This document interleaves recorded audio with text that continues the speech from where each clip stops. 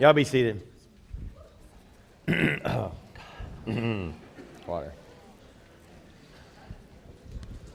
So in CS, oh yeah, Steve hasn't given in a year and a half, and he thought,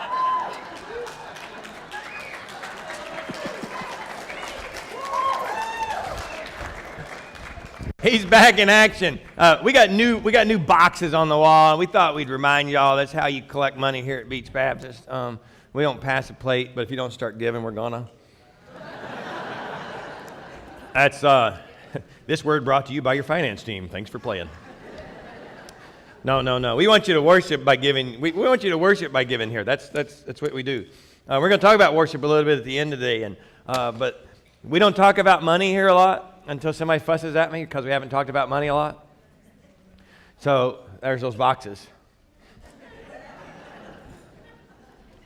Some of y'all need to worship a little more.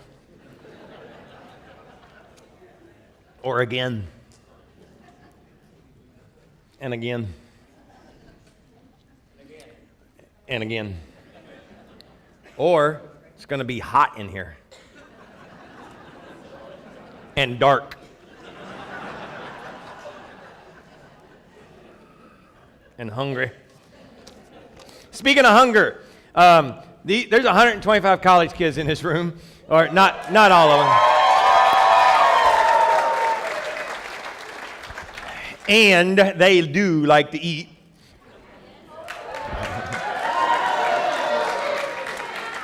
So we have this really cool cooking team that's led by Justin and Emily and that bunch. They're cooking for you, but Marcia leads a team that actually serves it to them. So Marcia needs our church help if you can anytime this week. We're going to put Marcia's phone number up there. No, you're not. You're trying. Get off the Wi-Fi. No, it's So Marcia needs to hear from you. Marcia, just wave. Okay, not like that. I mean, literally, they're not. Thank you. I could put my own cream in? Yeah, I'm busy. She said, yeah, I'm busy. Not busy enough. Still don't have a screen.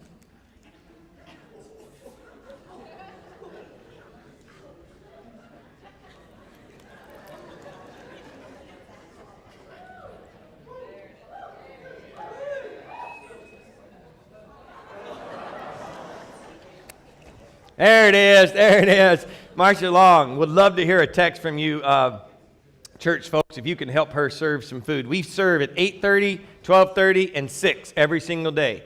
That's 3 meals a day. That's when we serve, so you may have to be here a little bit early. She's got tasks that have to be done prior and then after, so if you can come and help, be sure and see or just text Marcia Long. And they'll be happier for it. Hey, Wednesday night we talked about Mere Christianity. Did anybody say they wanted to read Mere Christianity? Were y'all going to do that? Who was here Wednesday night? How many of y'all think you're not going to read Mere Christianity? Okay, good idea. Anybody going to read Mere Christianity but didn't get the book yet? Oh, wait. Oh, wow. Got a little exuberant. So she wants kids less than 6th grade. So Miss Lisa, there you go. They're popping up. Oh, that one's got a really cool bow on. And bright. It's a bright bow. So Tammy, you get today's free giveaway of Mere Christianity. It's a paper book. It's not a digital book. And now, the reason we let it snow this morning because when they left on Friday, it was a blizzard. I wanted them to remember what they were going back to. Because that's the only snow we're ever going to see. Mine. I make it. Are you just going to stay until there's no snow up there? I let you. In a motel. Or an apartment.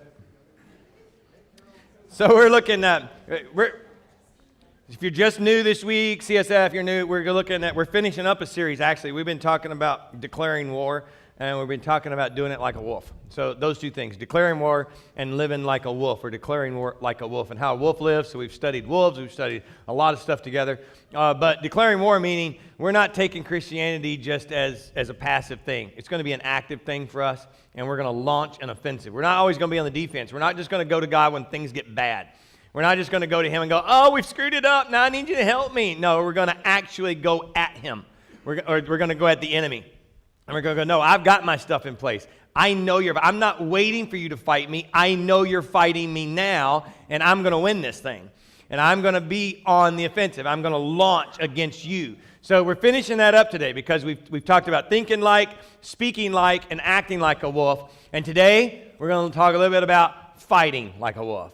What it takes to literally engage in the fight. Let me just tell you this real story. Larry Waters and his wife were out. This is a true story. You can look it up. It's really cool. Larry Waters and his wife were out driving around a snow-covered area, and they approached a lake. It was a lake that could be crossed. I'm told that actually happens. People drive on frozen water. Not saying it's bright. I'm just saying it happens. Right? You don't do it, do you? No, I was going, who? Oh, you weirdos. Hey, I bet you don't after today. Let me tell you this story. So Larry Waters and his wife are driving around. He knows that he should be able to drive across this lake, but he's scared of his truck. He doesn't really want to drive his truck across, and he has a four-wheeler in the back. So he says, you know what, I still feel pretty confident about the four-wheeler. So him and his wife unload the four-wheeler out of the back of the pickup truck, and they decide they're going to cross the lake. They see tire tracks from larger vehicles, so he feels like he's okay. So they take off together on their four-wheeler. They get halfway across the lake, and he says he hears and feels everything at once. He hears the cracking, and he feels the lunge. And as he goes into the water, him and his wife, and the four-wheeler disappears out from underneath him, it all happened just that fast. So he and his wife find themselves in a hole in the ice around 5 feet across. They're just trying to stay above. They both make it to the edge of the ice hole, and they do what we all do at the edge of a pool. You know how you get out of the edge of a pool? You know, you just put your hands up and you push yourselves up. Well, they make it up about this far each time. They're in the water now for about a minute. And at this point, they've lost feeling in their fingers, and they're going numb. He says they're at this point, their feet have filled full of water, their shoes have filled full of water, they're soaked, and it's starting to pull them down. Both of them realize, not going to make it. We're done. It's not really that sad of a story. I mean, depending on where you're going.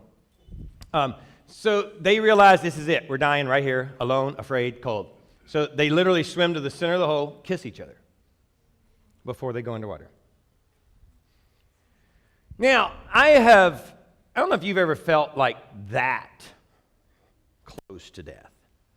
I don't know if you ever had that feeling, the one right that he declares they had, I'm alone, I'm afraid, and this is it. This is all there is.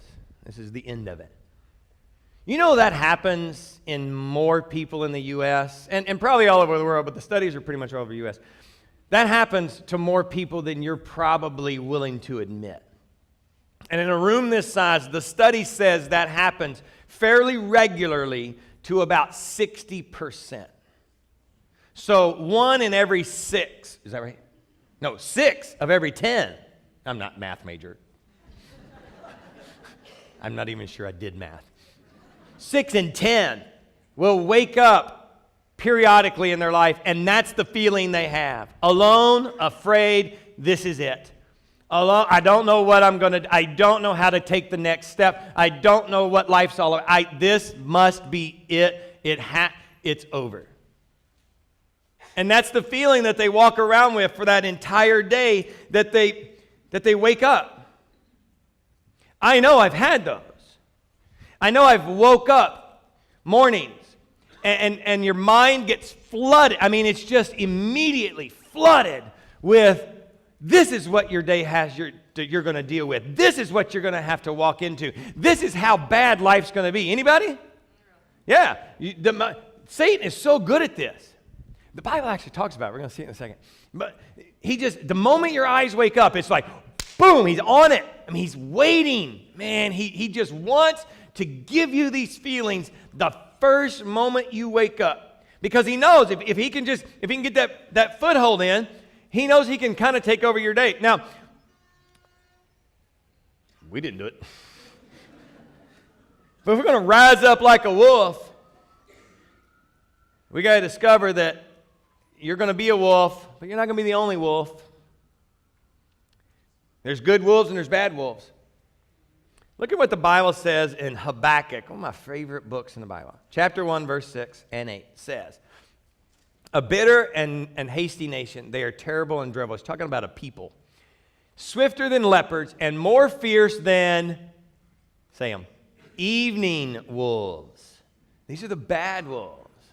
Evening wolves. Now, Charles Spurgeon, he talked about these, and he said, these things that come against you by night, the attack, the assault that comes for you when the sun goes down. See, the reality is, this is not an escape that normally happens just in the daytime.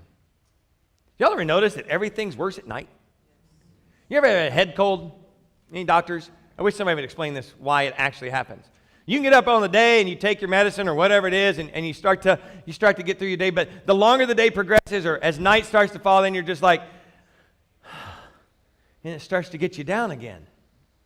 Nighttime seems to be when it's the worst, when things are the worst, when we feel the worst, when those attacks seem to flood back in. Maybe they're right before you go to bed. I have this problem when I'm trying to go to sleep, that my mind, or Sharon calls it her mind will race, right, with everything. And you can't control what your thoughts are. That's what's so crazy. I'm trying to go to sleep, and I'll have thoughts. It's not about like tomorrow or what I got to do even. It's just like, wow, and it's whoa, and stop.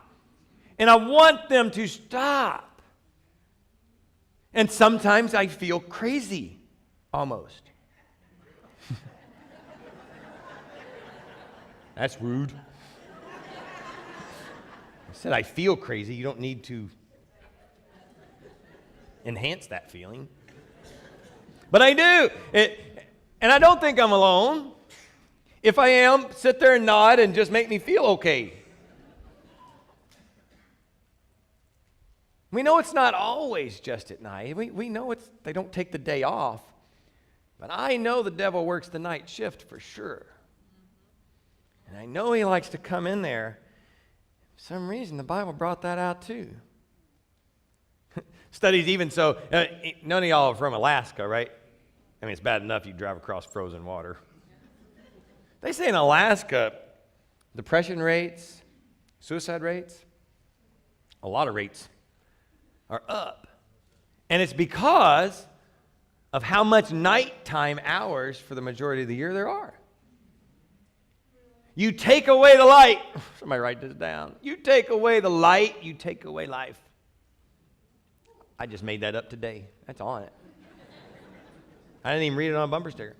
But you take it away, and you do. When we lived in Kentucky, a long time ago, we used to hate wintertime. And it's not because of the snow. It's not because, snow's pretty. It's not because of the cold. Cold's fun sometimes. It's because of the cloudy, dreary. It's because of the gray. It's because of the light that just kind of disappears for a while. I mean, I can remember times I'm looking out the window going, what is that big yellow thing in the sky? I don't remember. Because we wouldn't see the sun for a month or two. It's crazy. And they call it cabin fever. They call it all kinds of stuff. But it's literally a pushback, a pushdown. It's a symbolism for our life. For when Satan is trying to attack in that dark time, in those evening times, when those wolves, when those feelings, those evening wolves of, you're not good enough, you're not going to make it through, this is all there is to this, there's no reason living like you are because you're never going to make it anyway. All that, those are bad wolves that are trying to attack you. And that's the kind of time when they come out. And why is it that you and I don't really talk to one another about it? If you were to break your arm, Where's Dave Lockwood? If you were to hurt your arm, as he has, and he's got it in a sling, and he's got it in a brace, he has no problem. Yeah, my arm is hurt. I'm doing what I can to fix it. The doctors have encased it, or they've strapped it. I've got to do certain things to make sure I don't injure it any farther. I've got to heal. I've got to do the things. We're almost proud of that sort of stuff because that's what I'm doing to take care of myself, right? But why is it when these things, these evening wolves that get in our brain, they get in our body, or maybe it's something with our blood, we don't share that. It's almost like we're ashamed. Oh, I can't tell people I have depression. I can't tell people I have anxiety. That was me, years. I never shared. I faked it. I let you believe as a church that I didn't have any problems dealing with reality. Okay, maybe I thought I didn't let you know. This is my head story, okay? Leave it there. But that didn't hurt you, didn't help you. It could have, maybe, but it hurt me more. I'm taking my reality, and Satan's telling me things like, well, you can't let them know that. Pastors have to have it all together.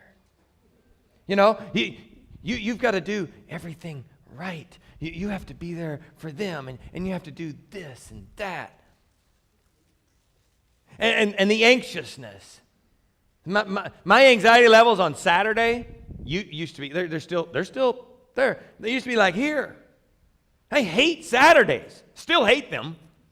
But I used to not be able to make it through them almost. I would shut down because my anxiety levels for today was just through the roof. For what? So that I could come in here and honor God? So I could come in here and participate in worship? That's where my brain should have went. But Satan had taken it somewhere else. But we don't tell anybody that sort of stuff. How do you go to battle and not take people with you? How do you fight and not want anybody else to know what the fight looks like? That makes no sense whatsoever. Wolves take packs to fight. Wolves gather their friends, their family. They gather them together, and they're like, this is the enemy. It's going to take us all. To beat my attackers and to beat your attackers, I need your help, they would say to each other. But why do we not? These nighttime attacks. I mean, do I really think or thought that you thought I had it all together? I thought I was masking it well. And I may have told you this story before.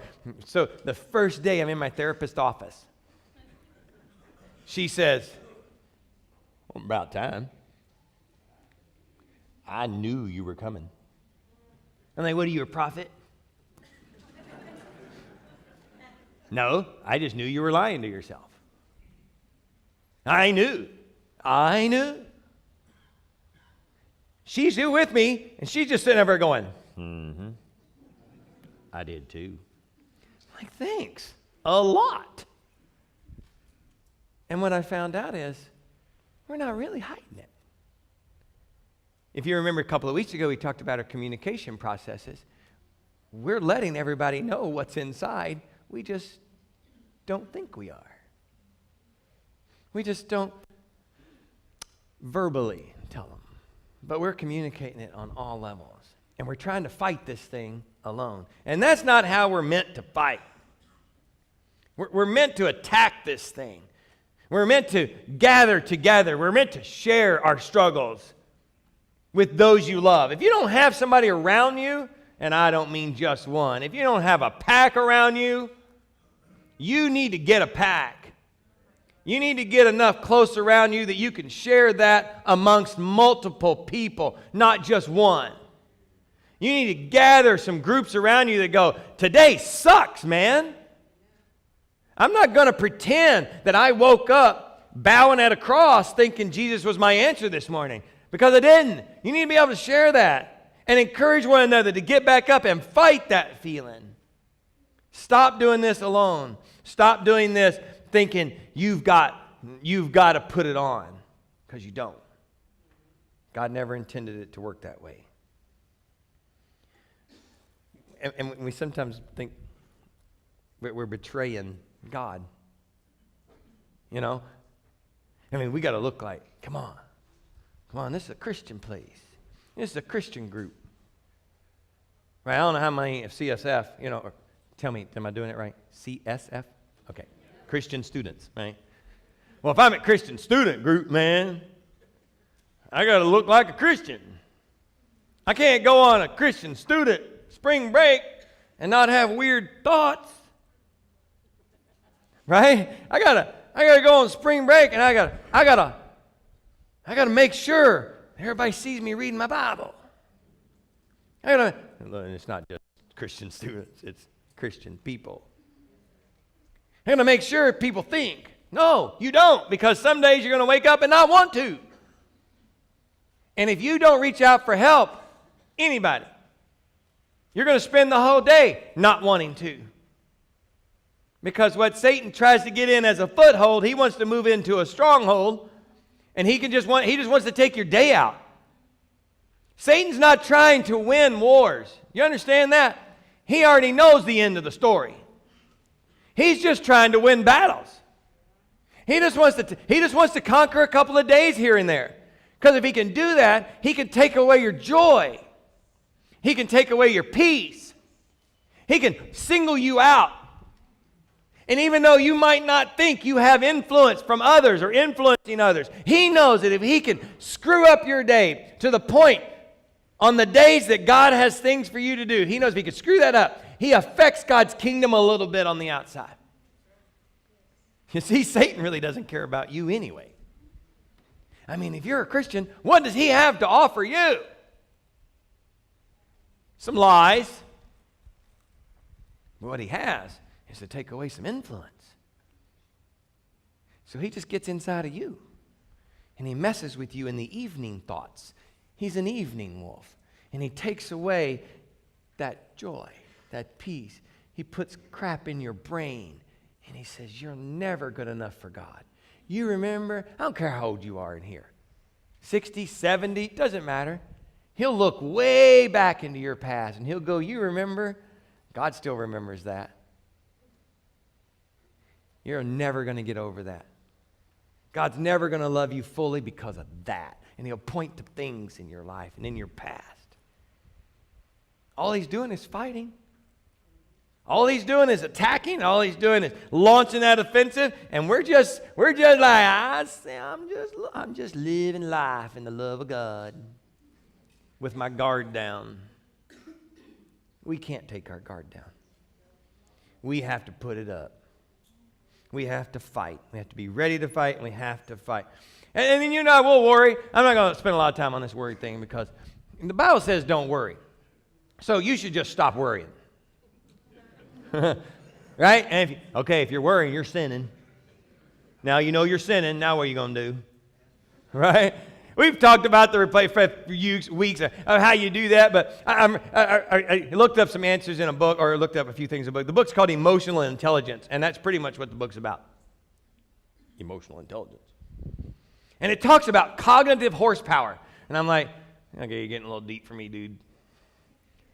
But then he explained it this way. He's like, your engine in your car cannot go forward and reverse at the same time because it dedicates its horsepower to a particular direction.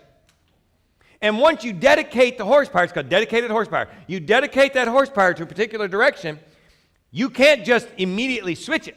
Anybody ever been going down the road and threw their car in reverse? Right? No, you want to. No, I want to. I promise you, I have had desire to try it. Right?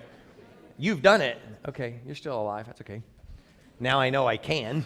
Thanks, Paul. But you don't do that, right? Then why? So this is his analogy for worry. Why? I put my mind, my cognitive horsepower in forward to what God has me to do, and I'll just be going along. I'm listening, I'm following, and then all of a sudden I'll worry about something. I'll go, wait a minute. I don't know if I'm going to make, it's like I'm charging forward and I just threw the car in reverse. I decided to take that horsepower and dedicate it opposite of what God's got for me. What happens? The gears get stripped. Things come to a screeching halt quickly. And I immediately go in the opposite direction. I'm going and I'm like, boop. Because get this, since Jesus said don't worry, that means it's a choice to worry. And it's a choice to not worry. Now, we're not simplifying it. I understand it creeps in, but it's still a choice. My anxiety is a choice. Some people need medication. I got it. But even on the medication, they say 1 in 6 people in America, that's where I got my 1 in 6 number, are on anti-anxiety, anti-depression medicine today. 1 in 6 of us are on that. 1 in 10 use or are addicted to illicit drugs. Mind-blowing, just altered reality sort of things. Why? Because they can't handle that horsepower switch. They can't handle the absolute horror, and let's just be honest, the horror that happens in our mind when we switch over to not following and fighting for God and letting this kind of crap overtake us. And I'm telling you from personal, that's what it looks like, and that's how it feels. But we've got to get into the fight. We've got to head it and face it head on. This guy, enemy, is coming in to steal and kill you and destroy you from the inside out. And you can't just put up guards. You've got to fight. And you've got to want to fight. We talked about Teddy Roosevelt right in the beginning of this series. Teddy Roosevelt, I never did any history studying. It's in the past. But I enjoyed, in this series, looking at some Teddy Roosevelt stuff. And Teddy Roosevelt, he's pretty cool. I found out that he's pretty cool. I didn't know this. He died at the age of 60. And the then vice president at the time said this about him. This is really cool. Death had to take Roosevelt's sleeping, for if he had been awake, there had been a fight. This guy was bad, man. Bad. He was a bad. I'm being a preacher today. Got it. You got it? Okay. He was one of those guys. He was a Rough Rider. Not only he was a Rough Rider, he led the Rough Riders. Right? He was like a New York City cop. He was a New York City cop? Wasn't in my book. But I like him now. He was the original OG barbed wire crosser, man. He's the one that charged over that barbed wire and go. He did so many. This dude wrote 26 books. I can't even write a sermon. Not well, but 26 books. That's crazy, right? But to think about what he did, it was just amazing. One time, he took down pirates. Get this. These pirates came in and stole his boat. So him and 2 friends hunted them for 8 days. Came up alongside their boat, realized it was so cold, they couldn't put handcuffs on the pirates because it would have, their hands would have fallen off because they couldn't keep moving, right? So here's what he did. He and his 2 buddies held guns on those pirates and made them sail his boat back home. That was how he captured them. For 8 days. Days and nights. Just 3 of them. Took his boat back. He didn't let any of this crap get to him. Right? Now, he was the youngest president we ever had. And he became president. Y'all know why? Y'all making me look stupid because y'all know this. Because the president at the time got capped. Somebody took him out.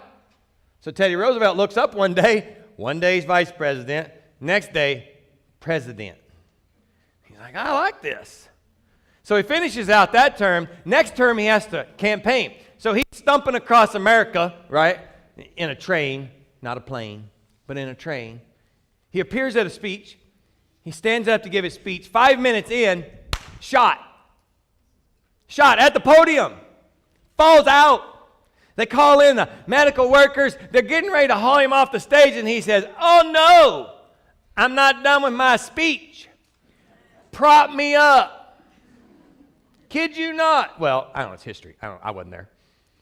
They prop him up, and he finishes his speech with a gunshot to his cavity. No, it wasn't in his heart, but it was in his, just got shot. Now, I'm just telling you right now, somebody shoots me, church's over.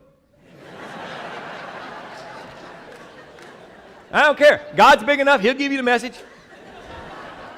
I'm going to the hospital. I don't care if y'all eat for the rest of the week. Don't matter to me, right? I just got shot preaching. That's stupid. I ain't going back. This guy keeps campaigning. And he lost. Can you believe that? And you thought Americans were dumb today. You don't elect the guy who stands up and gives a speech, gets shot, and keeps going? You elect a sissy. I don't know. Who got elected instead of Teddy Roosevelt that time? Nobody knows? Anybody here? I mean, when that happened?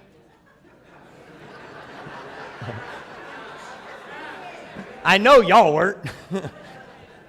Huh? Oh, it was Taft who beat him in that? Was he a sissy? He's from Ohio. What does that mean?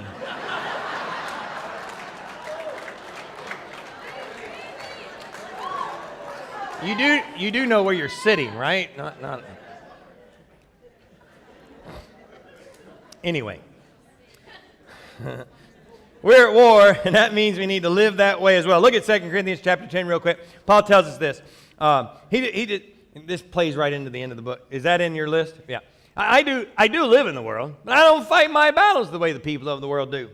I love this about Paul. I love this. And how many of us are out fighting battles like the world fights battles? Facebook comments, Instagram stories, any other social media outlets that I'm too old to know about. That's how we fight our battles, right? We're going to save something, we're going to beat something, we're going to go against something. The world's out there doing it, so we just jump in their fight. Paul says, that's not how I fight my battles. I might live here, but I ain't playing by their rules. I'm going to play by a different set of rules. I'm going to use the weapons that God's provided me. What's the next verse? I think it's verse 5, right? Next. Oh, you're so good. The weapons I fight with are not the weapons the world uses. In fact, it's just the opposite. Now, hold that thought. Because this is good stuff for us non-very theological people. It's not hard to figure out how you should fight a battle in your brain or in your mind or in your life or in your heart, and it's not hard to figure it out. All you got to do is find out how the rest of the world does it and do it the opposite way. That's it. Seriously. You've got, so the world will give you an idea and God has nothing to do with it, right? Don't do that. Go straight to God first, and then He might let you apply some of the tools they use, but that weapon is opposite of what the world does. That's easy, kind of. So if you got a fight going on, you don't jump into their fight, right? The world pickets things. This is just an easy thing. So the world likes to picket or boycott. So if you get a fight rising up, you don't boycott it. You turn it into something God can use. Or you allow God to turn you into something He can use. You don't not go places. You go places with a different purpose. You go places with a different message. You go places and create a different atmosphere. See, whatever it is, just do the opposite that the world would do. Because that's all the enemy has to work with. The enemy only has this cheesy little fights that go on, these cheesy little arguments that go on. He has to keep it surface. He can't go deep. And when you and I as Christians choose to fight that game, our depth gets affected. Because God resides down in there in the depths of our soul, in the depths of our spirit. And Satan knows that's untouchable.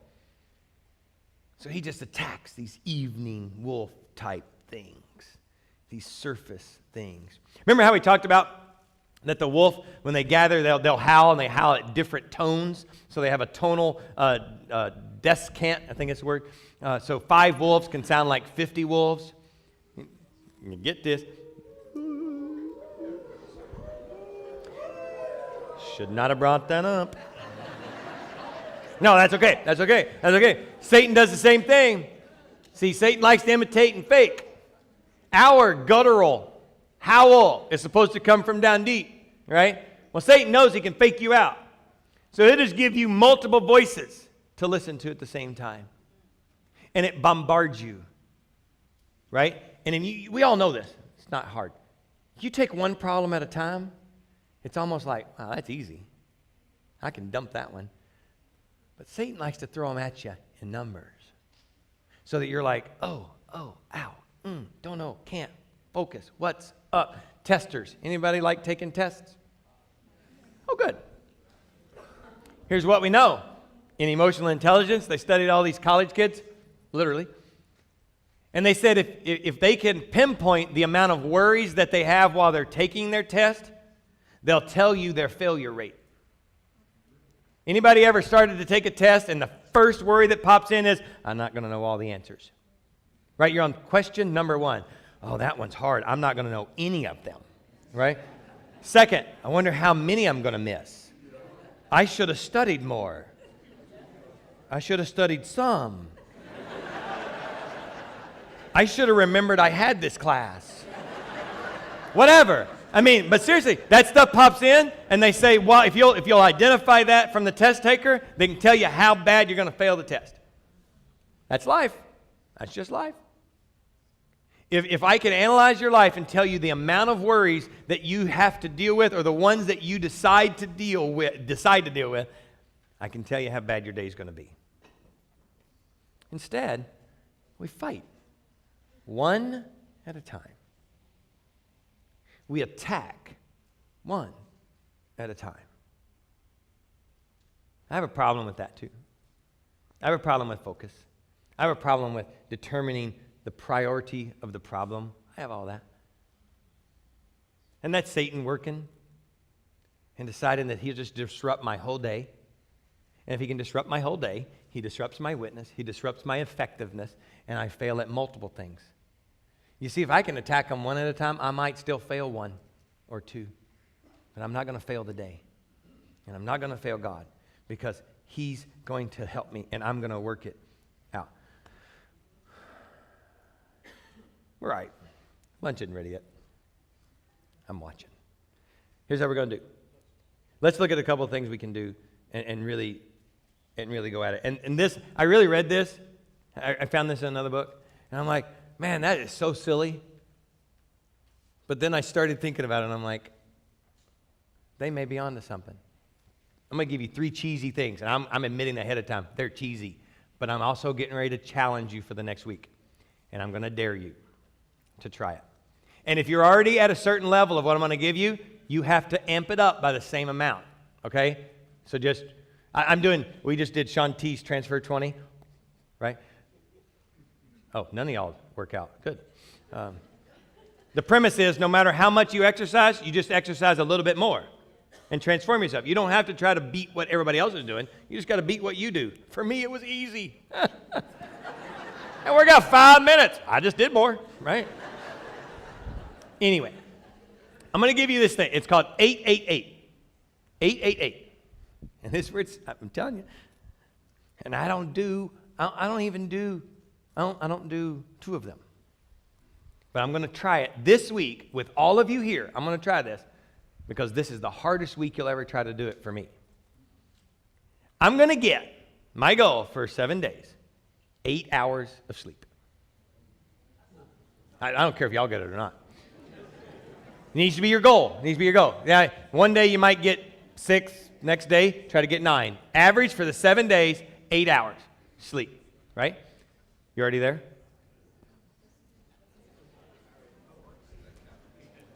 You're going to drink 8 glasses of water.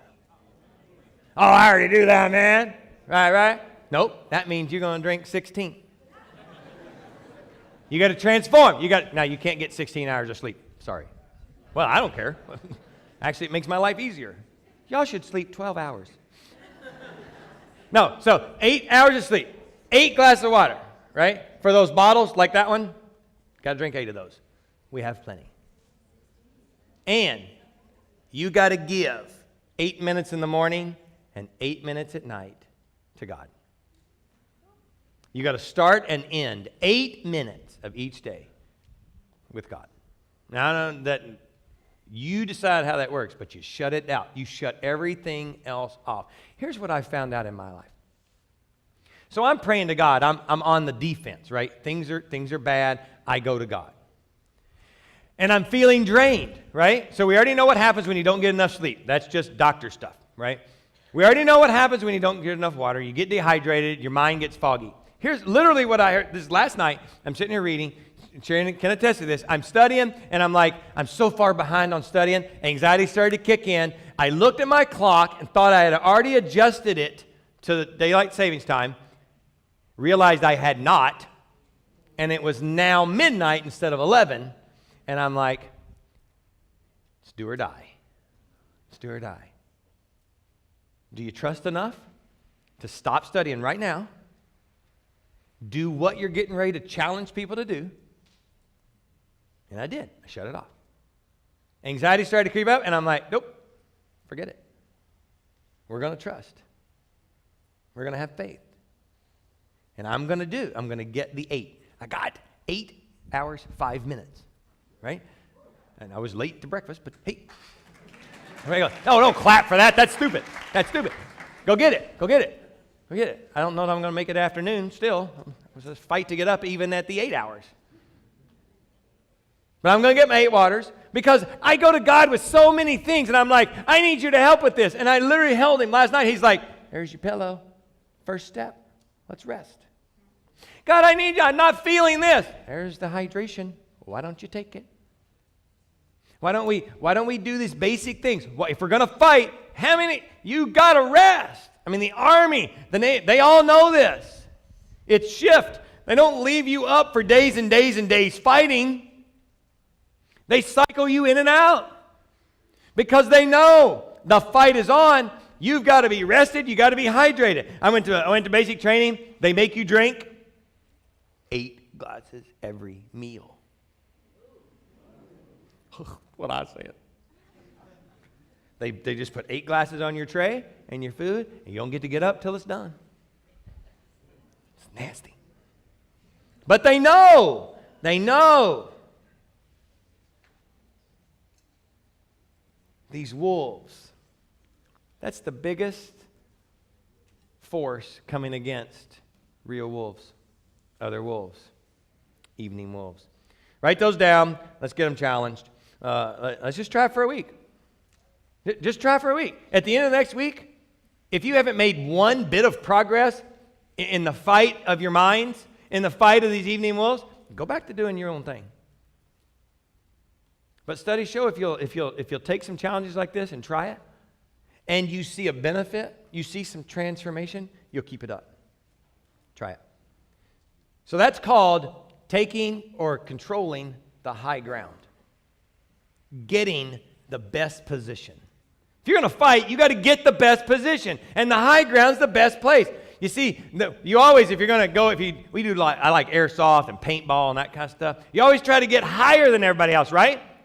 Sun's in their eyes. It's hard for them. Gravity, they got to fight gravity to get to you. Whatever it is, get the high ground in this thing. You've got to get your position. That's taking care of yourself. Three little things.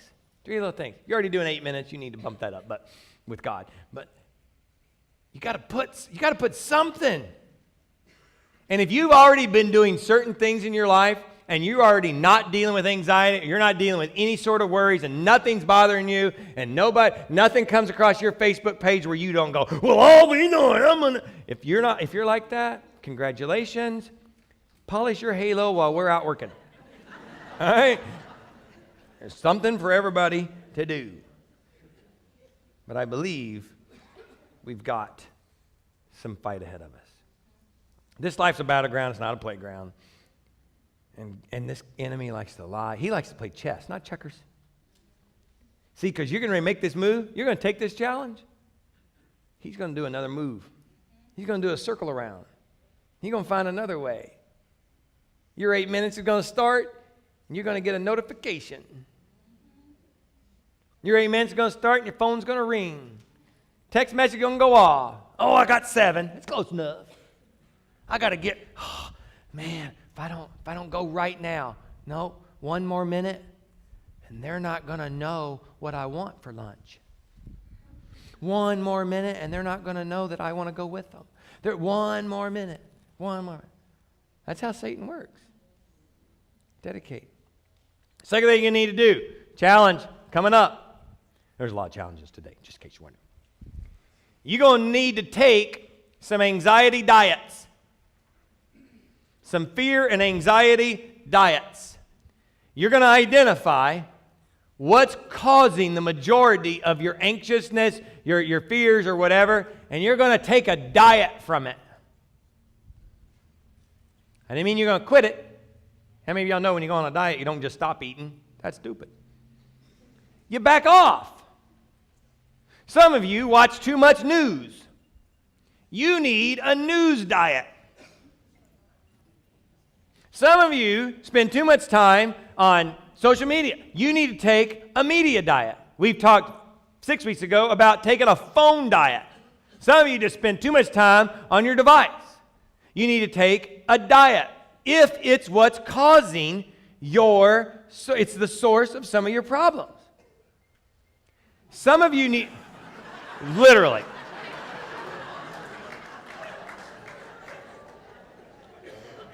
The gynecologist, oh, he is here. It's okay. He's got to deliver a baby. Anybody else got an excuse? Okay. That's what I thought. We allow one guy to leave his phone on in whole church. That's him. He might need a ride. You need to take a diet from it. Figure out what it is. Some of you may need to take a person diet. There may be people in your life that are the source of your fear and your worry and your anxiety or whatever that is, that they're the ones that's causing it to rise up in you. They're not really the source. It's your fault. But you're getting it whenever you get around them. Their passions become your problems. Take a diet. Back off. Next 7 days, just back off a little bit. Back off. Center up. Take that diet. Let God do some work. You see, it's stupid to come in a building like this and just have a service and leave the same way you came. I've never believed that. I believe we should practice something at least for the next week. See if it works. Change our lives a little bit. If everything was hunky-dory in your life, why didn't you just stay home? Why didn't you just go do something else? Because there's a draw. There's a desire. That's from God. The fight is on. Third, you've got to wake up and decide, today I'm going to fight. So that's your other challenge. As soon as you wake up, I mean eyes open, today I fight. So that whenever when the enemy tries to flood them real fast, your response, today I'm fighting. And go straight to your 8 minutes. Today I'm fighting. Gets dark. You're starting to get ready to go to bed. That's when things start to flood. You're going to say it again. Today I fight. And you start your 8 minutes. If it's kind of cool, if it's kind of like feeling all right, and you're just like, oh, it's a good day. Tonight I'm going to fight. And start your 8 minutes. Because if the devil can make you think everything's all right, sorry, he ain't taking the night off. Today I'm going to fight. Great story. Ron Furr, you in here? Show me your, did you bring your tool with you? Leatherman. Is it on you? Can I see it?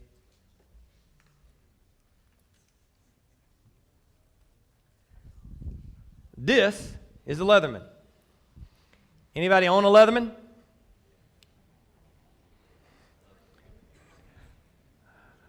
I am not getting paid for this, but I am going to predict that Leatherman sales are about to spike.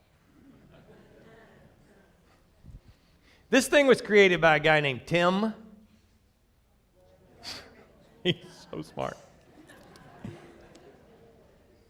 Because him and his wife used to travel around in an old car, and he had two tools that he worked with. Screwdriver, pair of pliers. That's all he ever had. One day, he needed both at the same time. I don't know how it happens. And he said, man, if I could just have them both in my hand at the same time, that would be awesome. And not only that, I bet other people would like it too.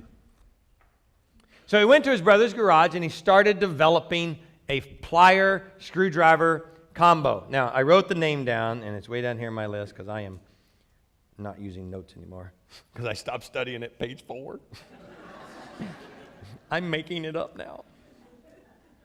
Anyway, somebody find the name, would y'all, back there in that booth? The original name of the Leatherman. Y'all just find it. I want to use it. That's it, Mr. Crunch. Notice it didn't sell a lot. So he called it Mr. Crunch. He worked that whole year. He had developed it. It took him a long time to even get it made, but then he made it. And he went to store after hardware store, and he was just like, they were just like, it's not going to work. Nobody's going to buy that thing. We're not going to buy it. Just over and over and over. Year 2 came up. I know this is a great tool. I'm going to make this. I got to make it. We're going to make it. He approaches everybody. Nope. Year 3, we're going to make it a little better. We're going to make it. You know what? Somebody said, nobody's going to buy something called Mr. Crunch. So he says, okay, hey, let's call it a Leatherman. Year 4, going to market this. Lo and behold, a company named Cabela's came one day. And he talked them into ordering 500 Leathermans. Took a year to do that. We're at year 7 by the time this all comes about. And after that, the rest, they say, is history. Many of these are passed down. This one actually belonged to Ron's son, who's no longer on the planet. And that's kind of the story of Leathermans. They passed on. I have one, and it's old. I don't even know which one of my grandparents or family left it for me and gave it to me. But I keep it. This one's been sent back and repaired because no, you won't let them have it. Right. It has a problem, but he won't let them have it because he's afraid they'll just replace it. He's like, you're not doing that. I want my Leatherman. Right. And that's how Leathermans are. They come in a really cool case. It's really awesome. So that's the story of the Leatherman. Sounds pretty cool, right? What about Larry and Chrissy? Ice hole. Dying. Larry goes underwater to about here. Realizes his Leatherman's in his pocket.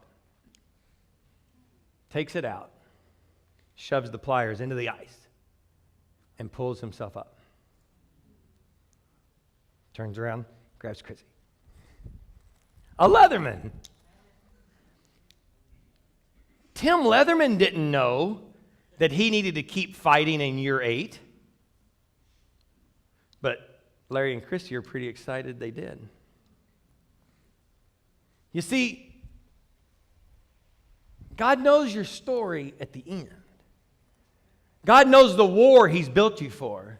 And Satan only knows the little battles. You give up the fight, and that war that God's got you in the middle of, you might never see. You might not understand. But if you can fight those little battles every single day, and you can put the tools in your life, and you can decide, I'm going to fight. You work your way through into the war that God has for you. I know Larry and Chrissy are thankful that a guy named Tim Leatherman kept fighting. knew he had this thing on his life that he just desired and desired and desired, even though he got beat down and had the worries and had the anxieties about it. Year 8, Cabela's order made him $12,000 for 8 years worth of work. Not really worth it in today's economy. Even in that day's economy, it wasn't worth it. Read Tim Leatherman's story. He'll tell you he felt that call over a tool, and he knew he had to make it. And he knew he was going to push on and push on and push on and fight no matter what came against him. And he says, that was God in my life, and I'm going to keep fighting. What is it in your life that